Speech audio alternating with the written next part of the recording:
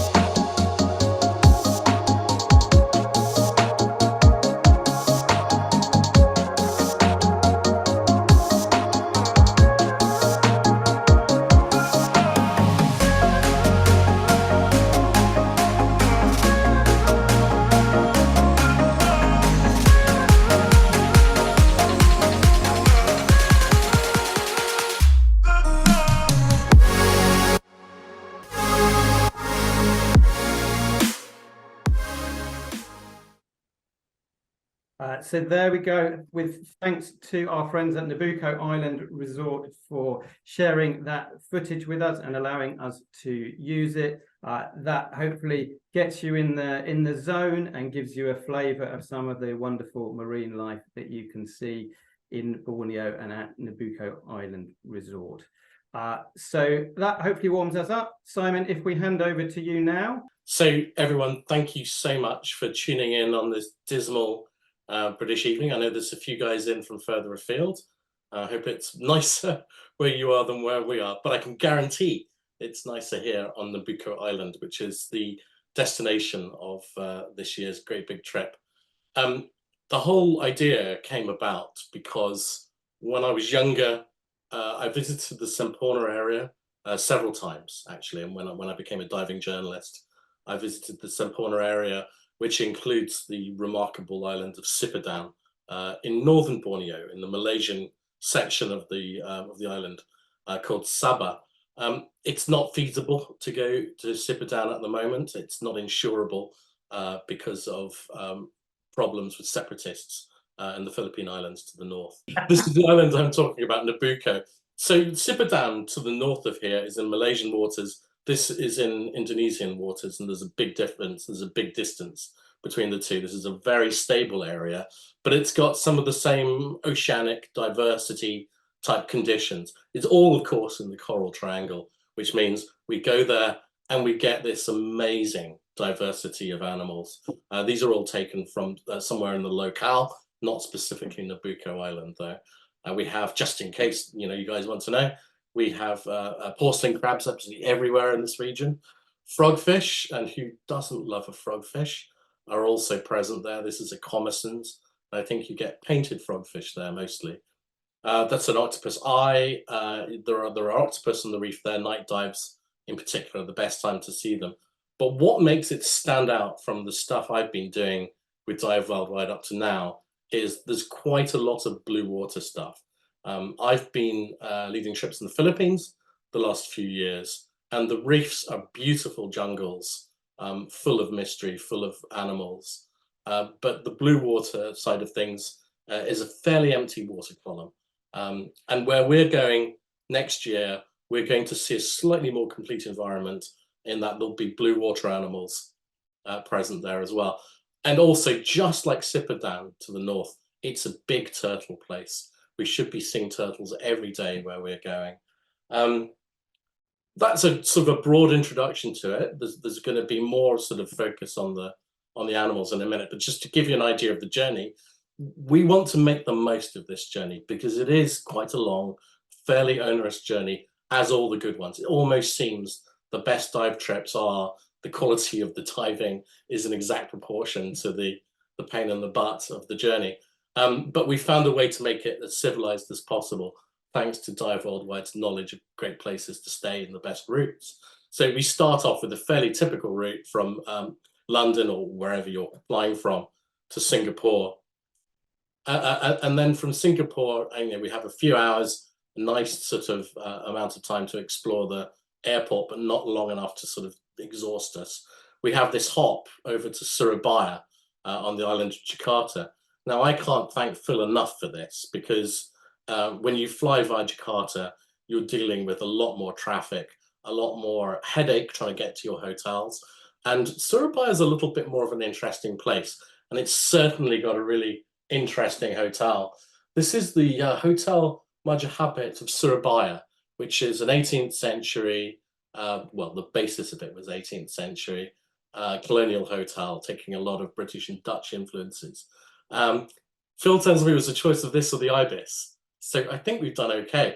I don't know what our rooms look like. I don't know if that lady with the waffle is going to be there.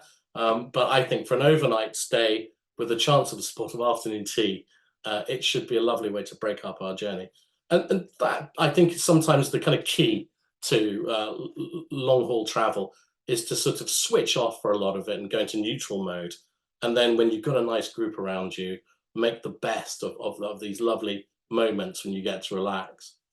So anyway, the next day we take another flight, and this is another sort of 2.5 hour, 2 3/4 hour flight. We fly across the heart of one of the most amazing rainforests in the world, the Borneo rainforest.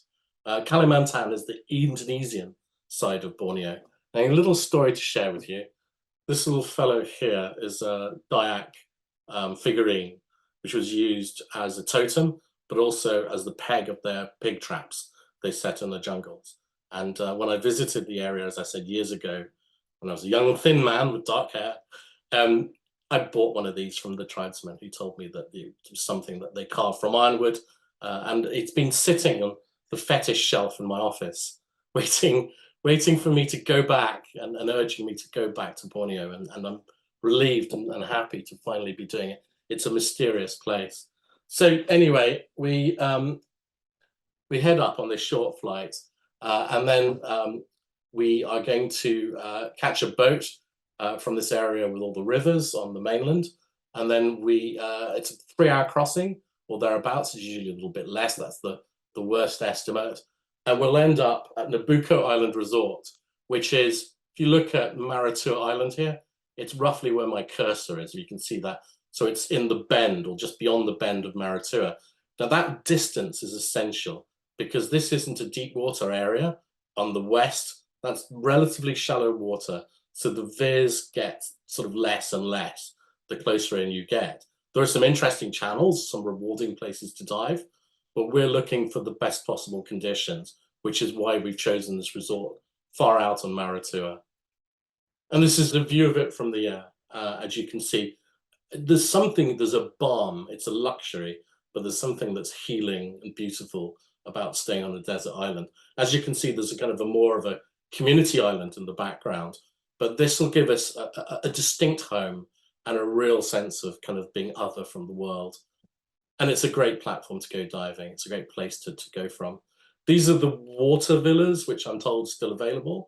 I think the slightly less expensive or slightly cheaper garden villas are behind here, but I think they may have gone already, but Phil will tell you about that. This just gives you a flavor of what they've got there. These overhead photographs are always very enticing. I'm going to be bringing my drone on this trip and my underwater camera setup as well. And if anybody wants a drone lesson, I'm really happy to do that. It's very easy to fly a drone, and you can pick it up in a matter of minutes, pretty much. And you can take your own photographs and download them later on, or even a spot of video if you like. But this gives you an idea of the resort. It's barefoot luxury. That's one of the speedboats probably that'll be taking us there and ferrying us around as divers. Some of the diving is a little bit further away. Some of it's really, really close. But the idea is that we evaluate the wishes of the group, and we choose a diary that suits everyone. That's the great thing actually about being in a group, is you're not one person on your own whose demands are being completely ignored by the dive center. We can pretty much set our own agenda.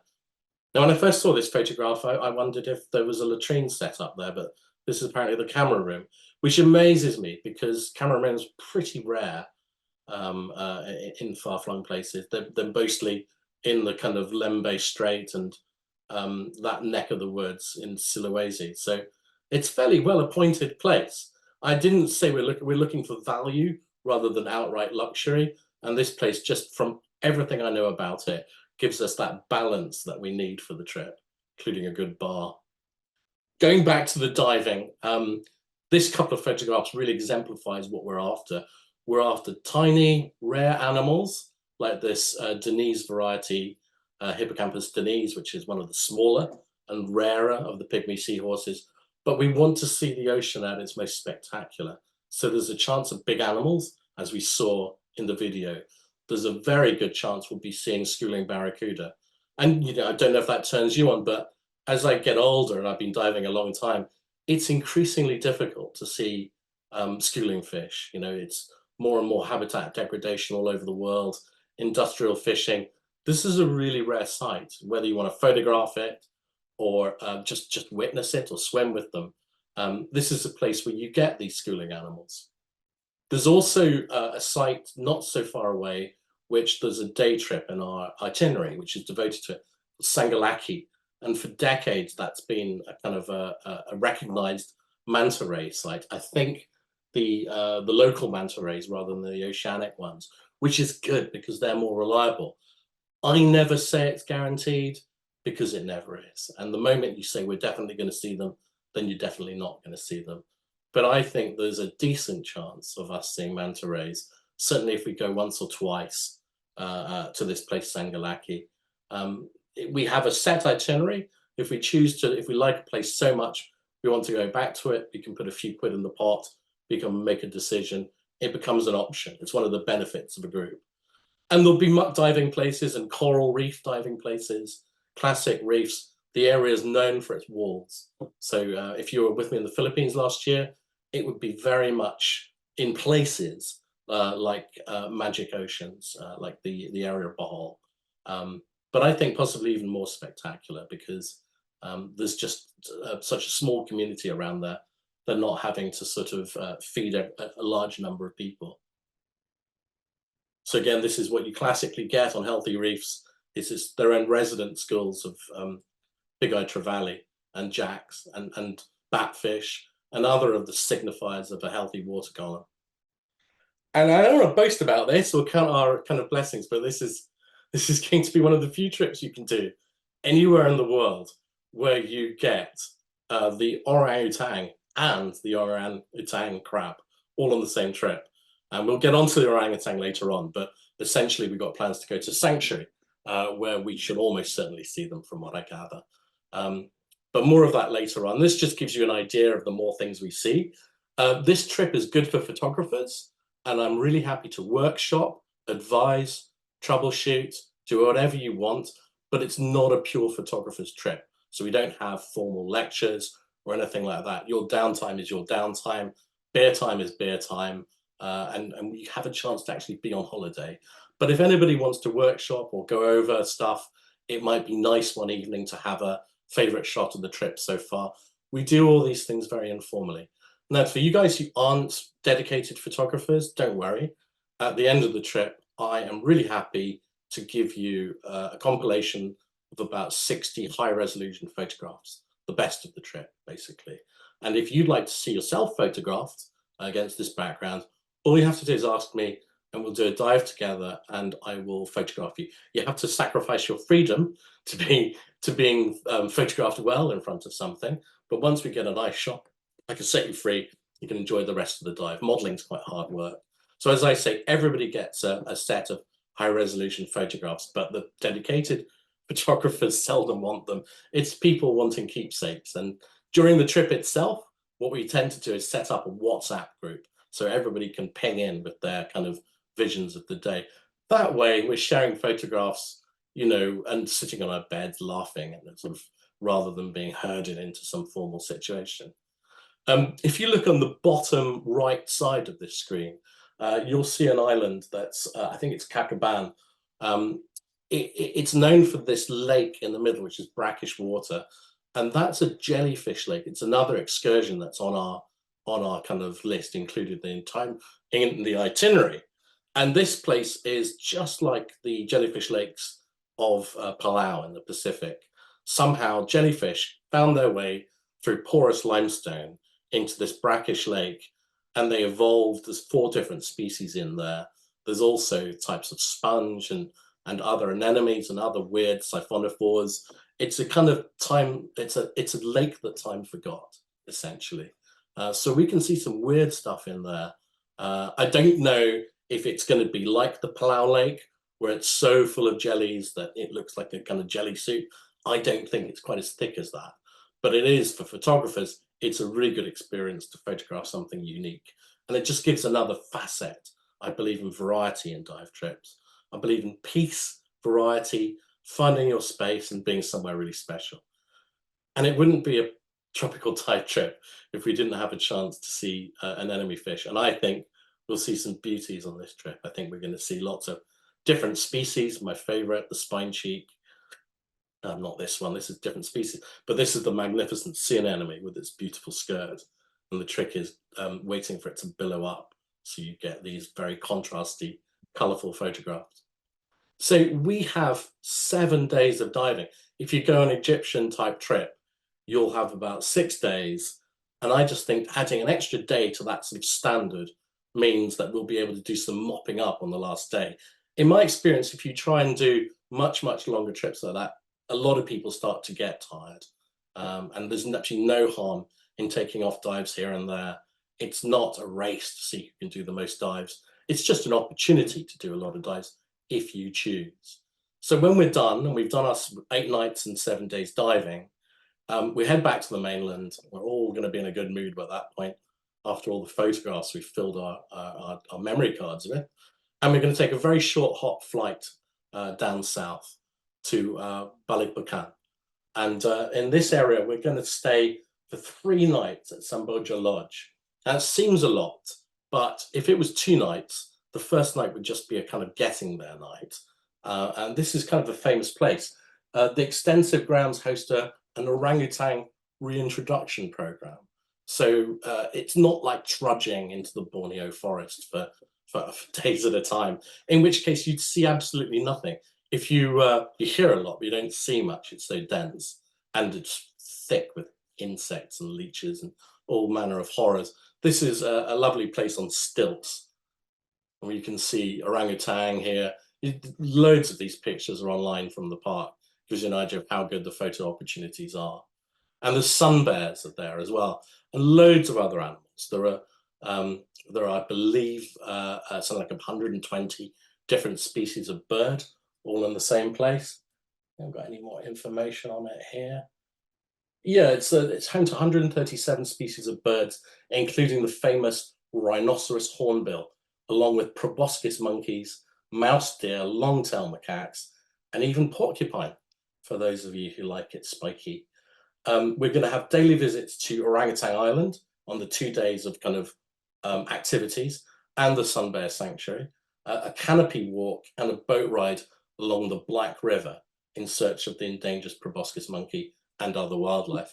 As a primer, I strongly recommend reading Redmond O'Hanlon's Into the Heart of Borneo, which is very, very well written, very funny travel book, which shows the hardship of hiking through Borneo. I'd rather go somewhere easy, have a pleasant cocktail at the end of the day, and this gives you an idea of just how civilized it's going to be. Another plus for Dive Worldwide for turning this place up. So it's a treetop type place. So you're surrounded by nature, from the breakfast room to the bar. The treetops are going to be all around us, and it's all going to be very civilized. So that will round off. I think it's criminal to go on such a long and difficult journey and not sort of take your time and have a bit of an experience of Borneo in there as well. And that's the intention of this trip. It's fairly long one, it's a 2-weeker, but the amount we can cram into it, and I know from the lovely people who've booked onto my previous trips that a group just makes it much more fun, much more memorable, and just something to really look forward to. I always say, if you've got time to have to book some good diving into your year, then your year will never be a disappointment. And with that, I'm going to say thank you very much, and I'm going to hand back to Phil. Brilliant, Simon. Thank you so much. There were some absolutely beautiful photos there. That was absolutely fascinating, as always. I think I particularly like the orangutan photos. They're so characterful. I met one once when, well, 20 years ago, when I was traveling in Malaysian Borneo, and there was a little baby orangutan, and he was sort of teasing a little monkey who wasn't letting him pass. They've got so much character and so many human-like qualities. They're really extraordinary animals. I should add as an addendum that the place that we're staying at, the Samboja Lodge, it gets really good reviews on all the platforms. But I found one incredibly negative one that said they didn't let me handle the orangutans. So anybody wanting to go out there and do a Clint Eastwood and kind of fondle your pet orangutan, it's not that kind of deal. I'm going to count that as a positive review. Yeah, very much. Personally. Right, for those that might be interested in joining Simon, I'll just give you a little bit more detail on the trip. So this big adventure, we've called it Borneo Discovery because it's a discovery for everybody, including Simon. This departs on the 1st of June of this year. It's 14 nights or 15 days, as Simon alluded to, and the price is from 4,565 per person, including the flights to and from the UK. If you want to arrange your own flights, or you're not coming from the UK, that's fine, then that's 3,495. But obviously we just need to have a chat to make sure that all fits together with the transfers and the itinerary. So obviously there's flights in there, so that works out as 12 nights accommodation. It's full board throughout, apart from the first night in Surabaya, which is bed and breakfast. You get 16 dives included in that, which is plenty of dives for the time you are there. What I will mention is that the dive center itself can do up to 4 dives per day. So for those that really want to fit in some more diving, and we've got a few people booked up already who fall into that category, then they can arrange that. And the dive sites, a lot of the dive sites are within about 15 minutes of the resort, so they're very close by, so it's easy to arrange more diving there. Those 16 dives, they include, well, you can do a couple of dawn dives, or you can do a night dive as well. So there's some options there that you can discuss with Simon as you go through. We've got the wildlife excursions at Samboja Lodge that Simon alluded to. I can't remember if he mentioned it. There's also a super canopy walk there as well, which apparently is a fantastic way to get up in the treetops.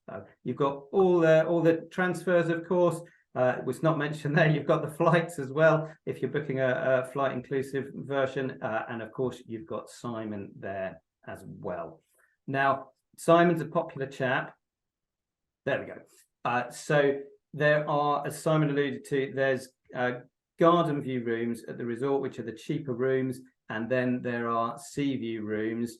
We've only got 1 male share space left in the garden view room. So if you're a chap who wants to share, you can get in the garden view rooms. Otherwise, we've only got the sea view rooms left. And they obviously, they're nicer rooms, purely based on their location, and they cost £240 more per person. That's for the time at the diving lodge. The accommodation is the same at Samboja Lodge throughout.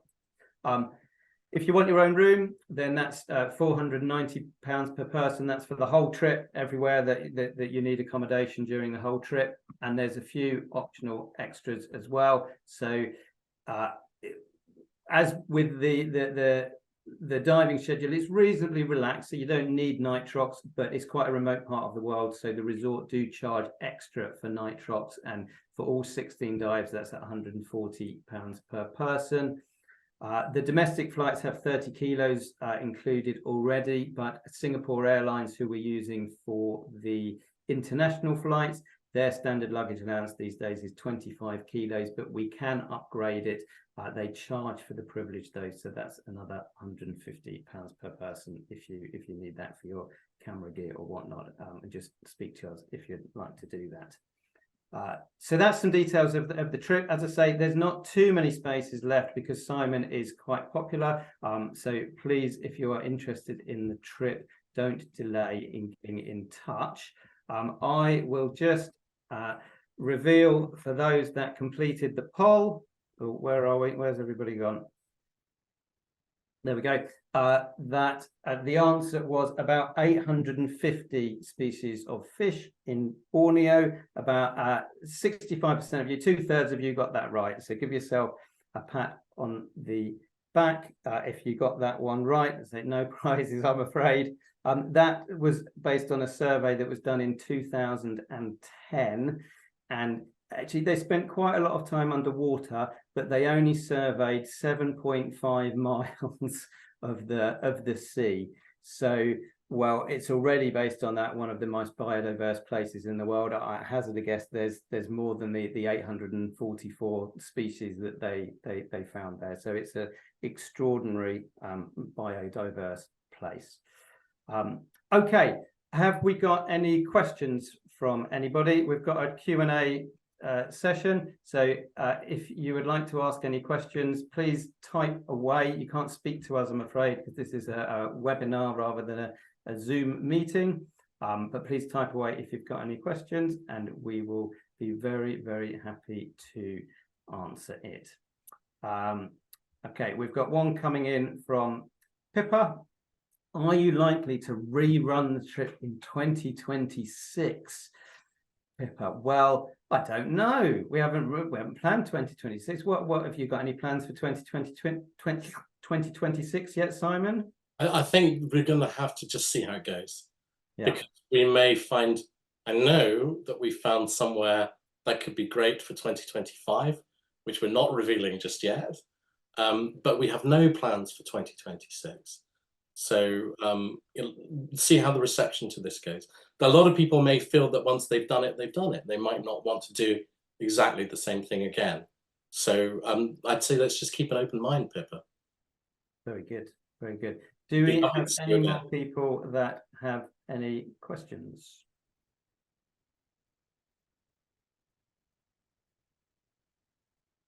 No questions. Oh, we've got, oh yes, we do. Okay. Okay. Simon, are you buying the cocktails? Absolutely. Okay. All right. Well, we'll commit to Simon. I'm certainly buying You some one of the case at least. cocktails. Yeah. Well, having seen the sort of potential for consumption, that'll be some of the cocktails. Yeah. Yeah.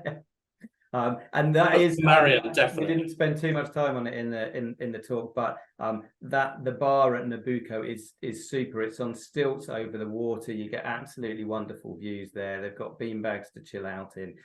It's an absolutely lovely place to sort of see the end of the day. We've got a question from Mario. How strong are the currents? So that's Marion McFarlane, who has been on both the trips so far. Oh, hello, Marion. Sorry, it's curtailed her name on my screen. So it's not defined as a current place, but like anywhere you go, there can be currents. And there are some dives that take place in channels where there is current. It's kind of my responsibility as group leader to make sure that we keep a sense of perspective about these dives. In a way, we're missing out if we don't do any of them. Current brings life, big fish. It's a good place to experience those, but I have to be equally mindful of the inclusivity of the group. So if a place is, we'll evaluate everybody's kind of ability in current, because mild current is a pleasure to dive in. What I don't want is a situation where people are having to struggle against current for protracted periods. That's not what I buy into. Or hold on to the reef, which is a no-no. So I think it's a question of choosing the best options for the group. So if the currents are absolutely tanking, I'm not going to be encouraging people to dive. If there's a real big split in the group, then we'll have options of diving different places at different times, maybe even taking two groups. I think the main thing is we just have to agree to be adaptable, but nobody's going to miss out on their dives, if that makes sense. So it's just a question of being proportionate about it. Yeah. And it's shallow diving. I can see Sean Bailey's question. Yes, yeah, how deep is the diving? Yeah. Yeah, you don't really need to go deeper than 20 meters there. I'd always recommend as a minimum the PADI Advanced or equivalent thereof, or BZAC Ocean Diver is fine, but you need to really be confident at sort of 20 meters or so. You can go to 18 meters on most of these basic qualifications. I'd say if you want to relax, do a scuba tune-up when you arrive or before you go. There's plenty of time, and you'll just feel a lot more relaxed about what's coming. It's not a trip in which to learn to dive. I think you want to be reasonably confident so you can concentrate on all the nice things you see and be a good buddy. You have to be responsible for the people you're diving with as well. But this is not advanced diving. This is an inclusive trip. You shouldn't bring a reef hook, but I might do a bit of research into that just in case they encourage it. Every centre's got its own sort of policy on that. But this is a coral environment, and I would have thought they'd be disencouraging reef hooks. Just to come back to the currents question, marginally for Marion, so and others. So the shots you saw in the video of the barracuda and that were mentioned in Simon's talk, so they are usually found at a very famous site called Big Fish Country, and that can get some current, but it's not, drift diving like the Maldives or something like that. So there may be a little bit, but it's well worth it to see the extraordinary things that you can see. Yeah. We've got a few questions on the Q&A as well. To make the best value of flight, can it be combined with another holiday to last, say, 3 or 4 weeks, James? Yes, absolutely. So the group trip with Simon will stay the same. Simon and I were already chatting before this about, or maybe some people want to do a couple of nights in Singapore. But really, we can tailor make around the trip, or we can leave you to your own devices and arrange the flights back for a later date if you want to do your own thing. That's absolutely no problems at all. I think for Indonesia itself, the visa you get is 30 days, so you can't stay longer in Indonesia. But that's plenty of time. We've got another question. Do you get cold current from the deep, like you do near Bali? So no, you don't so much. That's quite unique, that area around Bali, and you also see it in Komodo. It's due to sort of big flows of That's water. literally one ocean meeting another. I mean, it's an area of kind of tortuous oceanography. This is not. This is going to be 3 mil all the way. Yeah, it's a nice warm. How is the high temperatures affecting the reefs there is another question. They're in the area where the reefs tend to be more resilient. So it's not to say, obviously the waters are getting warmer all around the world. That's not to say in the very shallowest areas you won't see 1 or 2 issues, but it's not an area of the world that's been negatively affected. There's some absolutely beautiful corals, hard corals and soft corals, and you saw that from the videos as well. And right, we've got one more question. We've got 2 more questions, 3 more questions actually. Do you have any recommendations on types of camera for a complete amateur, but interested mostly in small animals and plants? Yeah, TG6, the Olympus TG6. That's exactly what I was going to say. Yes, great little camera. That is brilliant. Yeah, I love it. Great performance, very tough, resilient. Wouldn't mind one myself. Yeah, they take super photos. They really do. Right, we've got some other questions on chat. Will the Jellyfish Lake be a dive or just snorkeling? I think it's a dive. You think snorkeling, do you? I think it's snorkel. That one's snorkeling. Okay, yeah. I suspect because all the bubbles can be detrimental to jellyfish thumping into them. Oh, I didn't know. Okay. Well, we'll see, because it's certainly in Palau, it's snorkeling only. But that's interesting. So that's crowd control there. And also, it's quite difficult sometimes to access. Sometimes you have to go above a hill because they're in an atoll type environment. So there's a kind of coral mound to get over, to get down, and they're not keen on carrying everybody's kit over. Yeah. Fair enough. The whole thing is about 18 meters maximum. The bottom is a kind of acrid, kind of algal swamp, which you don't want to go anywhere near. So all the action is going to be in the shallows. So all the footage I've seen has been from the shallows. So just to explain, I haven't been here before. The other trips I've done with Dive Worldwide are places that I've kind of evaluated properly. But I wanted to do something that had, something I've always wanted to do and haven't done. And I'm a journalist, as you know, and I am going to be writing about this as well. So everybody's very welcome to kind of speak to me and point out things and take part in helping to report on it for the magazine I work for. Equally, if you are a private person and definitely don't want to be mentioned or alluded to, just let me know, and that won't happen. Your privacy is the most important thing. But I want to take the opportunity to really give an up-to-date picture of what this region's like. Very good. We've got a couple more questions from Gabrielle. Is June the best time to dive in Borneo? So I can answer that for you, Gabrielle. So yes, it is. So the high season for diving in this region is April to end of September, maybe going a little bit into October. It's super during all that period, and so we're slap bang in the middle of that period, so we should have the very best diving conditions. Gabrielle's also asked about the visibility. So I mean, it's difficult to put a number. Variable by sight, I think. Sorry? So times variable by sight. If you go to the further kind of east you go, you get further out to deeper water. There's abyssal water between Borneo and whatever the next island is, whatever it is. It's a long way out to the Spice Islands, I think, or Sulawesi. Sulawesi, I think, is the next one. And that's the reason why sometimes they see thresher sharks there. It's not a famous thresher shark place like Malapascua, but it's fresher sharks only appear in areas near abyssal water because that's their hunting habitat. So that presence of deep water nearby where we're staying means the vis will be better there. It'll be better in places where there's moving water or current. And then as you move closer to land, the nature of the energy in the water changes. So Sangalaki, where you get the manta rays, it's going to be a little cloudier. So I would say the visibility we'll be dealing with on the trip will vary between about a milky 15 to a resplendent 25. There we go. Gabrielle says, thank you very much, Simon. I think we have answered all the questions for now.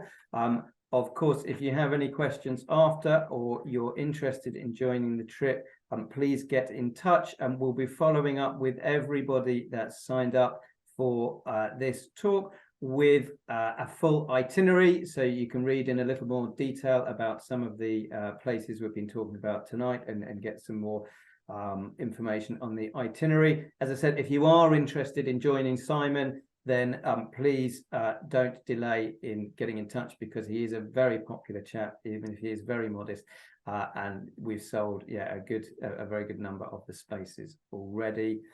So with that, I will say thank you to you, Simon, for your excellent presentation and your interesting narration as well. Thank you so much this evening. Thank you to everybody else for joining this evening. It's been an absolute pleasure talking to you and sharing with you some of the wonders of Borneo this evening. And we wish you all lovely evenings. Have a pleasant evening, and hope to see you in Borneo. All right. Take care, everyone. Thanks very much.